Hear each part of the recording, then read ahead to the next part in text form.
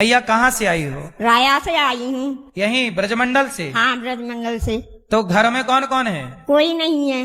बेटा? बेटा बेटी कुछ भी हुए नहीं, पति ने छोड़ दिया। माँ बाप के पास रही करीब 40-45 वर्ष से। तो पति ने कितनी उम्र में छोड़ दिया था आपको? 20 साल की तो शादी हुई थी और ऐसी कोई 25 साल से मैं छोड़ दिया था।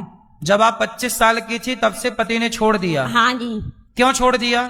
बच्चे नहीं हुए इसलिए मारपीट करते थे, कलेश करते थे काफी। बोलते थे कि जाओ यहाँ से, तुम्हारा कुछ भी नहीं है यहाँ।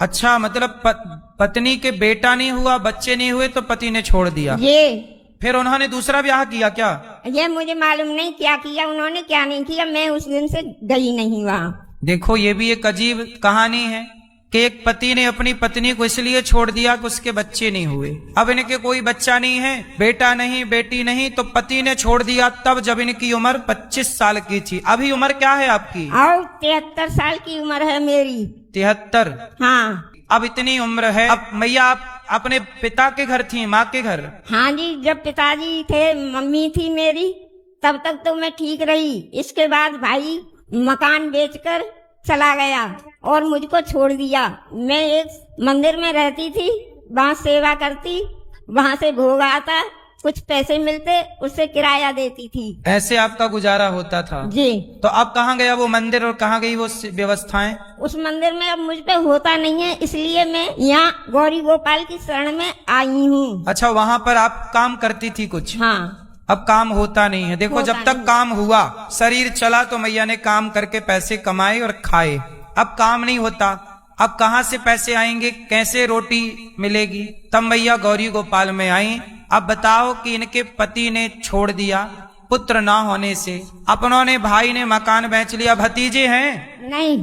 भाई भतीजे सब कुछ होते हुए मुझे कुछ मालूम नहीं ये कहाँ रह रहे हैं, कहाँ नहीं रह रहे हैं। मैं सिर्फ अकेली ही रहती हूँ। अब ये मैया है, कौन सहारा बनेगा इनका? ये कौन है भैया आपके साथ आए हैं? ये हमारे पड़ोस के भतीजे लगते हैं। क्या नाम है आपका? गोपाल।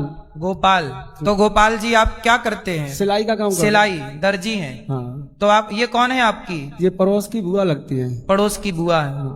तो आप लोग सेवा कर लेते थोड़ा थोड़ा, 4 पड़ोसी मिलकर?